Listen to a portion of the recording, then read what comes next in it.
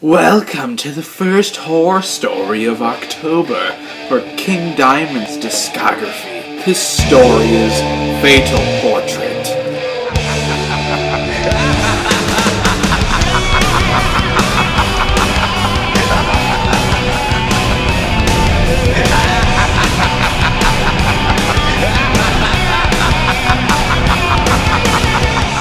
Before we get into this story, we have to talk about a few things that led up to it. So King Diamond, the singer of Mercyful Fate, Michael Denner, one of the guitarists from Mercyful Fate, and Timmy Hansen, the bass player from Mercyful Fate, all left after having problems with Hank Sherman, who didn't want to write that type of heavy music anymore. So to me, because they had 3 of the 5 members of Mercyful Fate in this new band, it's sort of like this is a continuation of Mercyful Fate.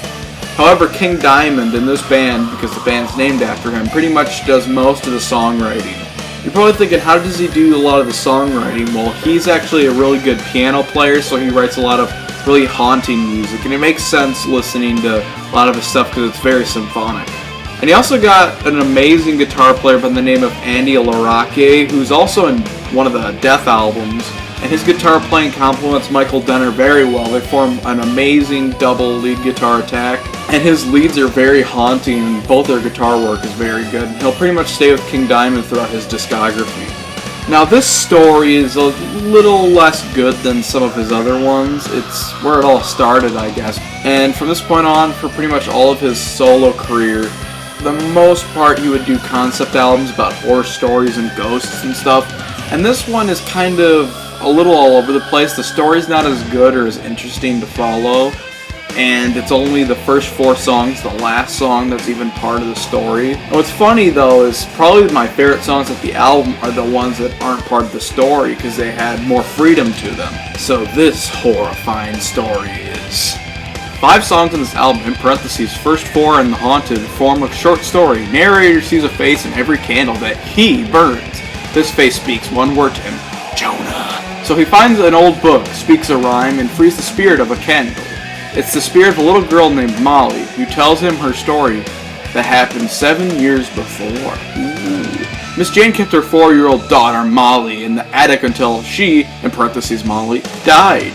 Before, Miss Jane painted Molly's portrait and put it above the fireplace, so that Molly would become immortal. However, Molly made the portrait speak to her mother, so that Jane would know about Molly's pain. Miss Jane then speaks a rhyme that burns the portrait. The free spirit of Molly returns to haunt her until she goes and say, yeah, this story's kind of stupid.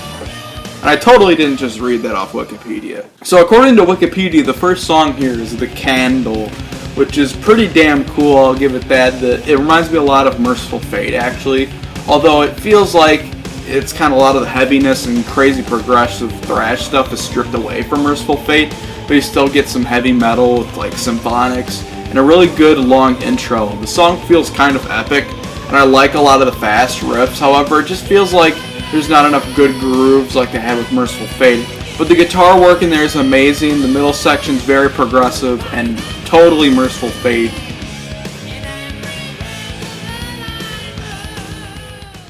And the next song is The Jonah, which is easily the weakest song off the whole album, the weakest part of the tale, and it's just kind of boring. It begins sort of weird. It has a little good part, the verse or whatever, but then it just keeps going on and plotting.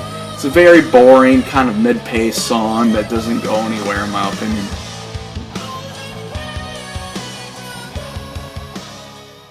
Then we have The Portrait, which is very up-tempo, has a lot of great speedy, thrashy riffs. But my biggest problem with the song is some of the melodies are good, but a lot of King's vocal delivery just seems very off and awkward, but there are some really good screams in there. So overall it's a pretty good song and definitely a step up over The Jonah.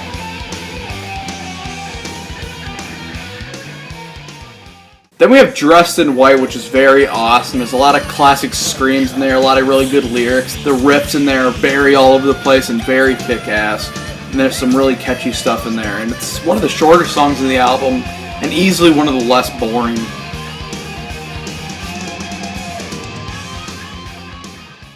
Then we have my favorite song off the album, and one of my favorite songs from King, Charon. It's a lot like their awesome grooving songs from Mercyful Fate, like Desecration of Souls, Gypsy, or Black Masses, King nails it. He has the awesome groove music, but then he also does these amazing catchy vocal melodies. I always love the part where he says, "Hello my friends, my name is Chan!" There's a lot of great catchy riffs in there too. It kind of feels like it derails in one part before the chorus, but the chorus is this awesome creepy build-up. The whole song is very memorable and easily the song to check off from this album. I think it's one of his best songs he's ever done.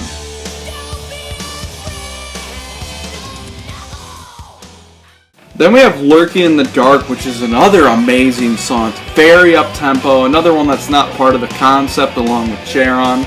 Dressed in White is the final part of the concept. But Lurking in the Dark is its own thing, and it's fucking awesome. The riffs are very Merciful Fate-ish.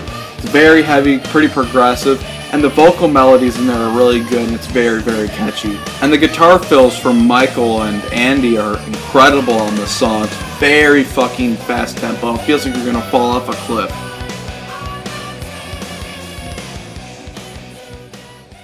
Then we have Halloween, which a lot of people absolutely love. It's like their favorite from the album.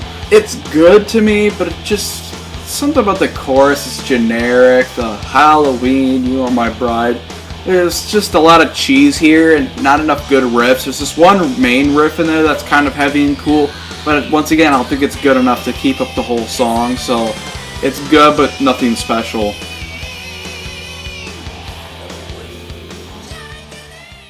Then we have Voices from the Past, which is kind of weird. It's just a little weird thing that goes into the next song.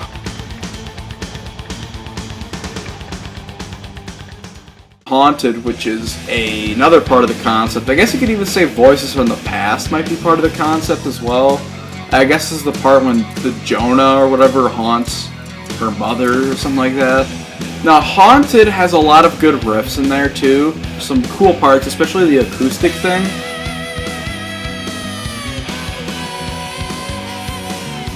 So this album's a good debut and all. I feel like King was going to hit a stride on the next album, because the next two albums are really, really good. But it feels like right now the chemistry just isn't quite right yet. But boy, oh boy, does it get fucking insanely good on Abigail.